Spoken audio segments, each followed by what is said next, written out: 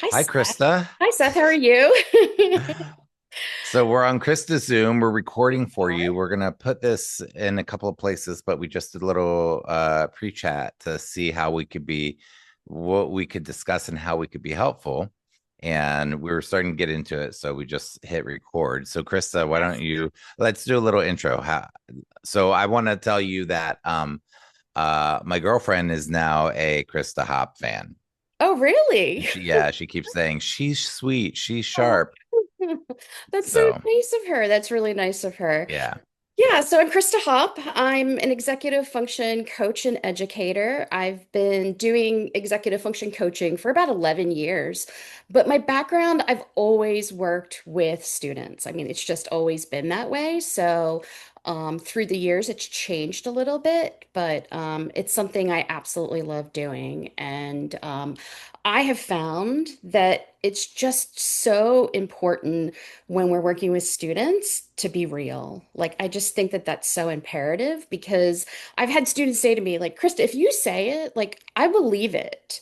But if my parents or my teachers tell me something, like, I know they're just telling me that because they're adults. So I think, having students understand that we're not asking them to try something or to do something because we just want them to do it, explaining that reason why. Yeah, so this what we're talking about here today is really geared towards parents and teachers and coaches and but the adults who are trying to help kids with executive function challenges. And if you don't know me, my name is Seth Perler, and we're have at a summit this weekend, my summit called TIFOS25.com, Executive Function Summit.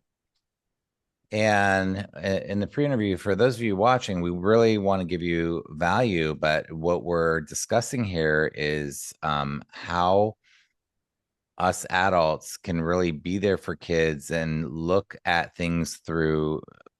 So what it's funny that what you said earlier in the pre-interview, and we'll get to that in a second, everybody, but it relates to what I was thinking about as I was getting ready today, what was going through my head. And that is I've started writing like 10 books, seriously Wow. started writing 10 books and never completed one. And hopefully someday, well, I really don't care though. It's just that for me, I'm very process oriented and not necessarily goal oriented, if that makes sense. Hmm. But I was thinking about a book, and wouldn't it be great to have a book called Executive Function Lens? And then the subtitle, whatever, blah, blah. But the subtitle is not as long because I'm just thinking and daydreaming. But it's like how to help adults, parents, teachers look at things through an executive function frame or lens. Right. And the the reason, and that's what you were, so can you relate that back to what we were talking about in the pre-interview, and because I didn't tell you that, and what you were just talking about. Yeah, so for me, I always tell students for me that, really my goal ultimately is to figure out what their brain needs in order to be successful. Because I think too often as adults, we are just telling kids how to do things or what to do from our perspective. But we need to really figure out what they need. And I almost sometimes think like I'm a detective as an executive function coach. Do you ever find yourself in the like that? Where it's just like, what is going to be the tool that works for this student, you know? Yeah. Yeah, absolutely. Yeah. And I get all these questions, especially like in the Facebook group this weekend. Like, how do you help? Blah, blah, blah. And it's a short question. And it's like, I don't know the person and the context around it. And I Right. can give very broad strokes. Yeah. But yeah, it's like we really, there's so many questions as the detective that we're asking as a coach to figure out what's going to help because you have so many different characteristics of kids. And this has a lot to do with also what you were saying earlier has a lot to do with buy-in and ownership. When you say they'll listen to you, but they won't listen to their parents, like that's a buy-in and ownership thing. They're Yeah. not listening to their parents. Well, part of it is just growing up, and we're supposed to pull away from our parents. That is normal, but part of it is also that our dysfunctional dynamics that most of us grow up with that our parents have grown up with and their parents have grown up and their parents have grown up with to some extent. um, we have been taught to look at things through a lens that doesn't really ask the right questions and doesn't create more buy-in. It creates Right. more resistance, Right. more space, more, I don't want to listen to you, mom and dad. You don't, once we're whatever age, it's like you don't know anything. Right. But there are things that we can do, ways we can communicate where we get more buy-in and ownership. And I think that's one of the biggest things that I hear from families is I talk to my kid differently. Yep. Yep. And so what you're saying, I think also when you're saying like um how do we get parents and teachers to look at things through a brain lens or frame? Mm. I think it's a part of it is the communication piece. Would you agree with that? I would agree with that. I think it So even, what changes? Let me set up the question. Sorry yeah, for interrupting. I that's want to okay. set up the question for you. What changes from a parent or a teacher who's communicating one way and they start doing different things? How does it change so that people listening can kind of think, "Oh, I can try to apply that." I think we move from having this idea that this child is just having behaviors or they're unmotivated or they're lazy to really understanding, no, this is not what's happening. Like it always amazes me sometimes there seems to be a disconnect between education and psychology.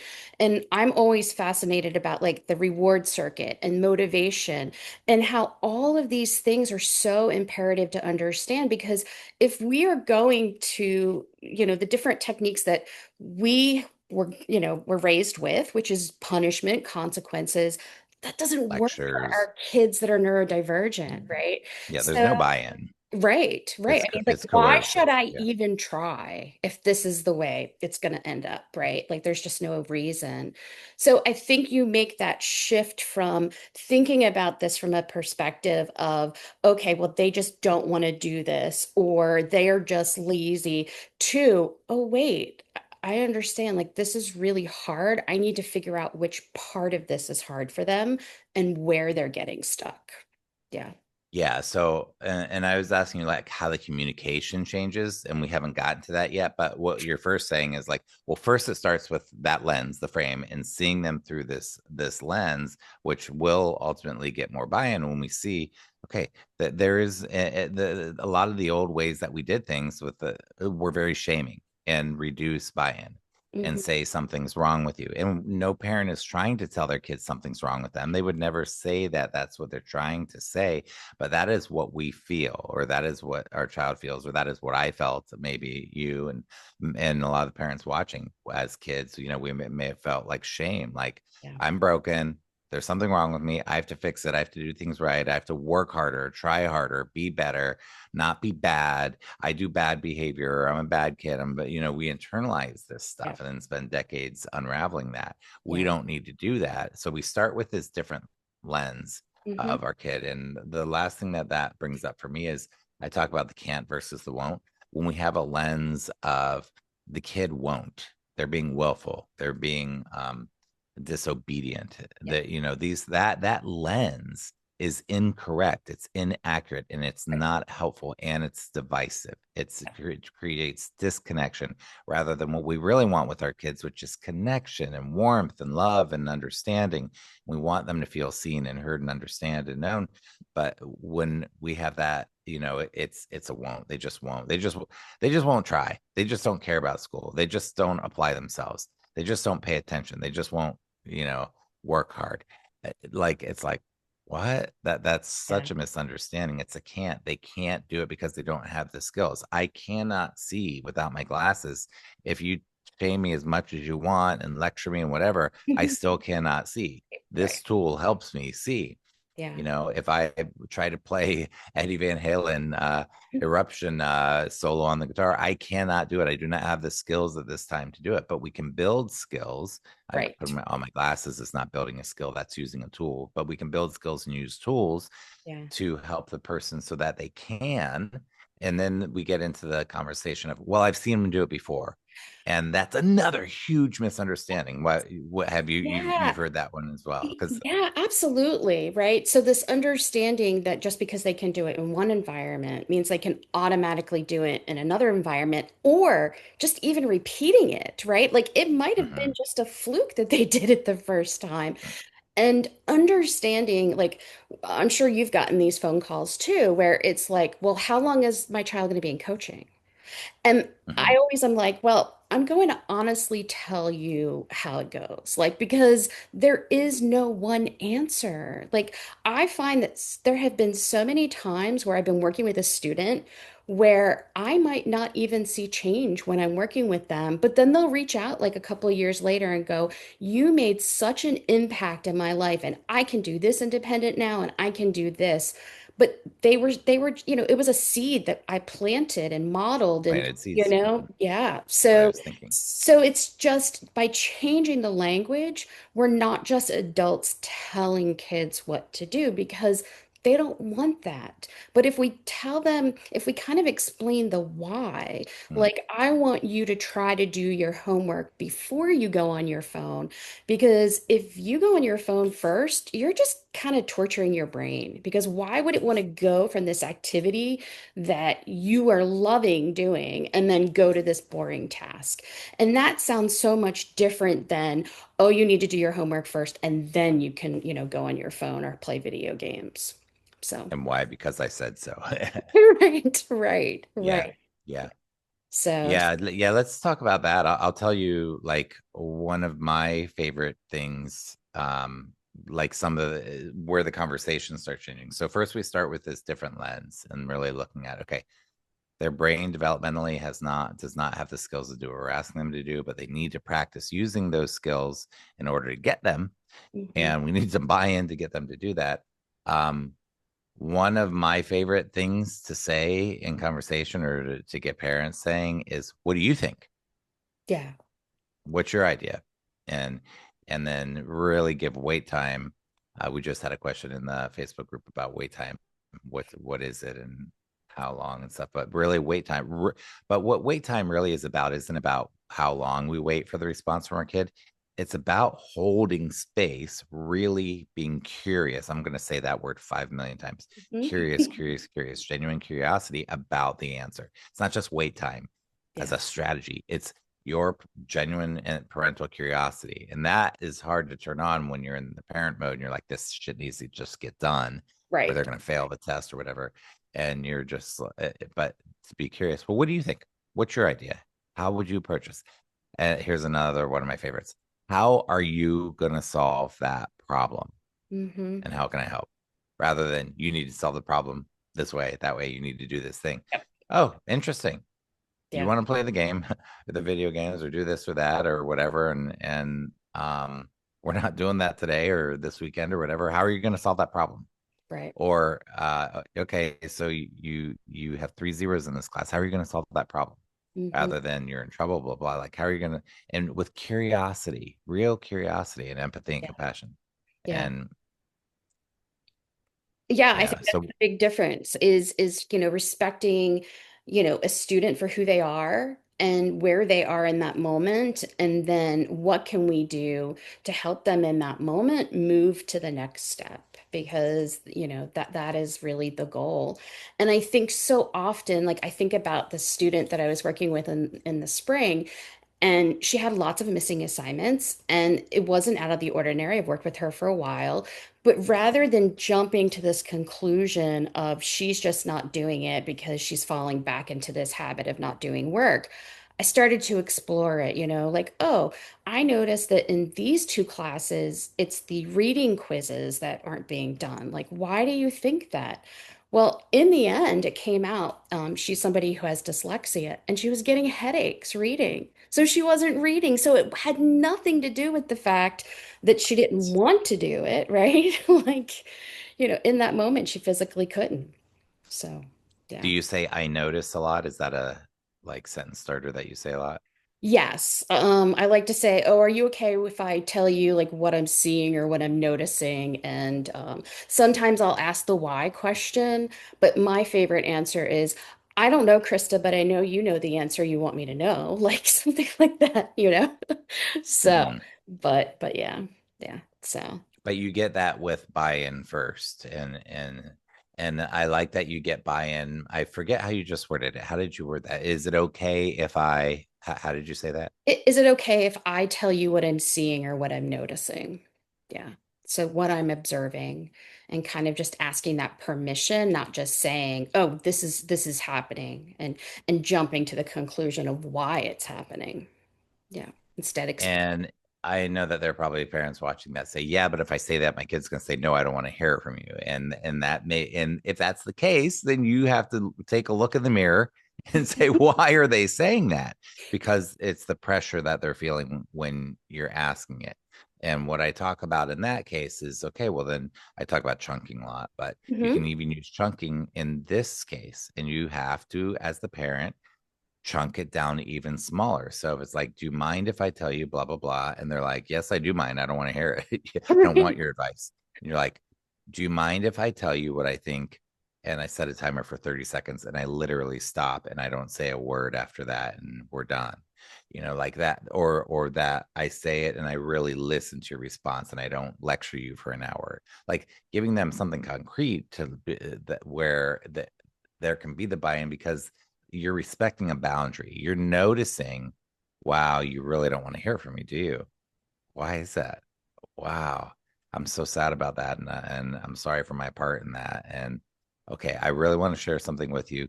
Can I share it tomorrow? Can I share it in an hour? Can I share it for 1 minute, for 10 seconds? Can I say one sentence and then I won't lecture you? Whatever the thing is, but read the room, parents. Read the Right? room. Yeah. Yeah. And there's no shame in that. I Mm. had to learn it. Krista had to learn it. Parents learn it. It's not like nobody is better than anybody. That is not the point of this, is to No. bring up parental guilt, but it's like to be real. Like you can do this. Your kid can have more buy-in, and the way we communicate can help. Yeah, absolutely.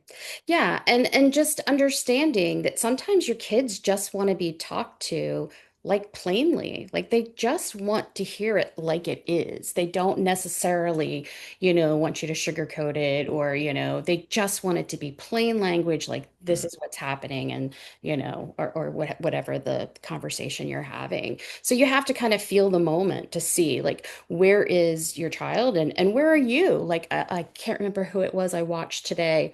I feel like regulation is a huge theme this year. Like I'm hearing so much about emotional regulation in so many different of the interviews because it plays such a big part in everything that we do because you do have to read the room to see, where is your child in that moment and where are you in that moment. So, yeah. Yeah. And it is a big theme. That runs throughout sort of like emotional regulation, attachment theory, which is related to emotional regulation. Mm.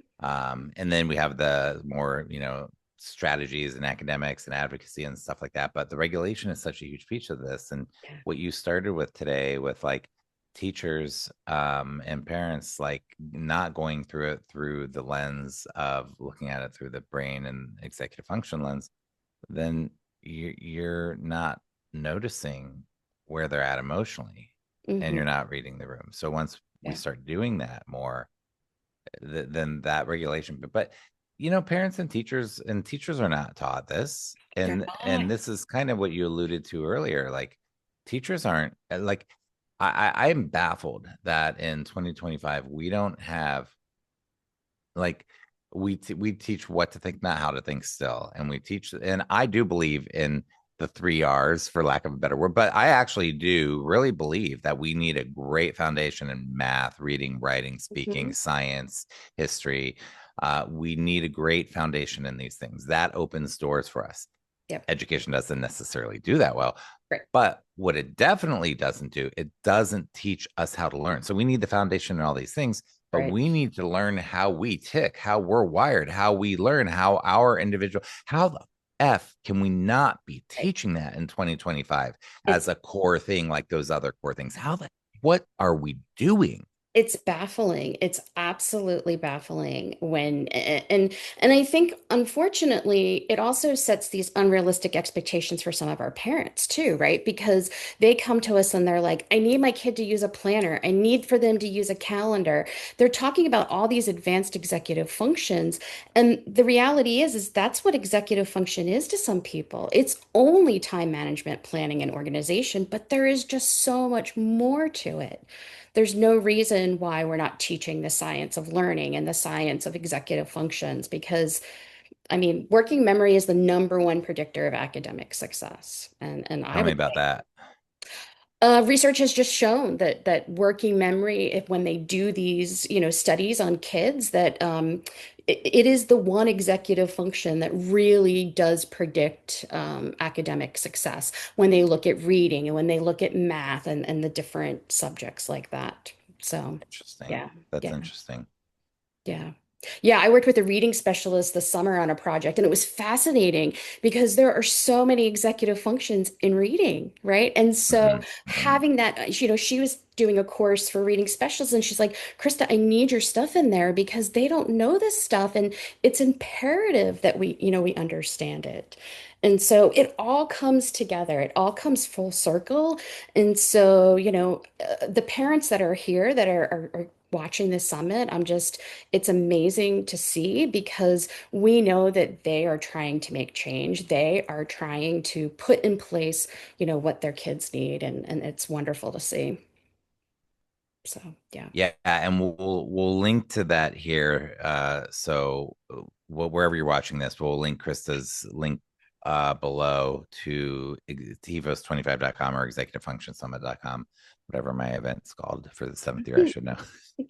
And what But I'm I'm doing, I'm I was going to say, I've kind of given myself a challenge in the summit, and I'm trying to at least watch a couple of the different interviews a day. And then I'm just doing a reflection video, and you can find that on my Instagram or I LinkedIn. love that. I Yeah. should have done that. Yeah. So you're watching the video and then do you take notes personally?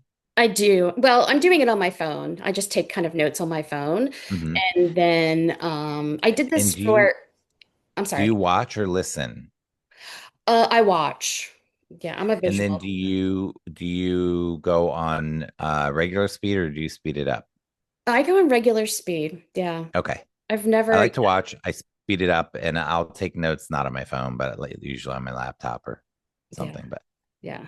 It okay, depends so on what I'm then doing. But yeah, so I'm doing that and it's been great. Like I just finished Natasha Daniels. yeah. It's just amazing the information that she has in that. That was I'm so glad that you did that because it was really, really helpful. And I think it's really helpful for both parents and professionals to kind of have that What understanding. did you get out of Natasha's is one of your big takeaways. I think for me, and ironically, my master's is in counseling psychology, but I do think that maybe my degree was when it still fell under the anxiety umbrella. So for me, it was kind of fascinating to hear the difference between OCD and anxiety.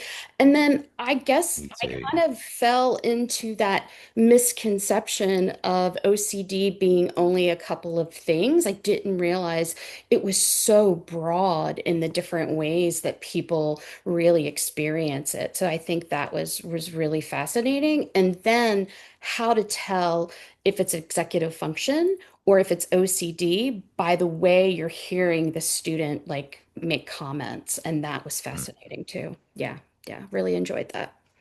And then you make like a summary on Instagram. So I just make a quick video and I do a reflection. I tell people like I'm not going to give them everything because I want them to go watch the interview. So I just do a quick summary. It's usually like 2 minutes long, maybe I that. should do that. That's Yeah. brilliant. And that Yeah. would help me too. My brain learn. I mean, I did 50 interviews this year, so I'm legitimately like they're fun, but I'm so present and my executive function has to be and I have weak executive function. So I have to be on.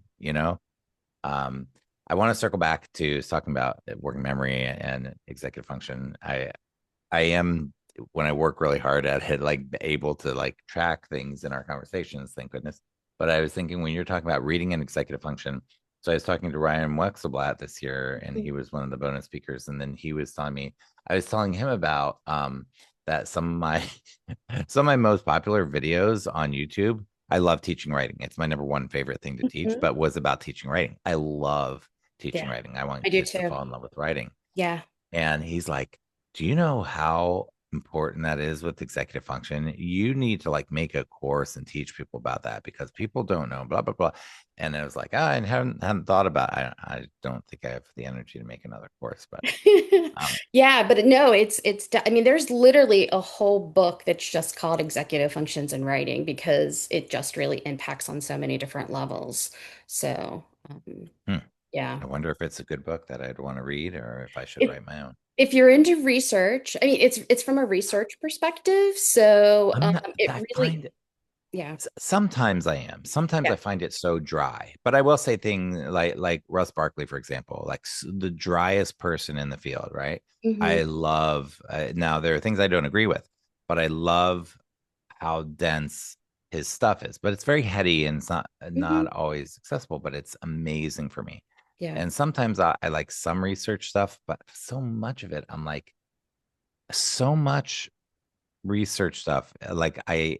I'm like, I don't agree with this or that, or like I see the biases in Hmm. the study or something Yeah. because I'm in the trenches. You're in the trenches. It's like research, it is important, Yep. but I'm more like I like short, quick Yeah. books that are fun and weird, you It's know. funny because I find research to be like that. It's short, it's sweet. I get what I need from it. But that's how I got into executive function was through research. I was a research Oh yeah, you're a psychologist. Yeah, researcher. I was a Yep. research psychologist working under a neuropsychologist and just was seeing so many kids that were coming through our project that were our full-term kids at ages 3, 6, and 9 that were struggling with executive function. So until then, I mean, it just really opened up my mind to the whole world of executive functions. So it was Mhm. fascinating. Yeah. So, Yeah, when I found out about it, I was like, how I guess it would have been 2008-ish. I was like, how do I not? I was teaching about 10 years at that point. How do I not know about this? What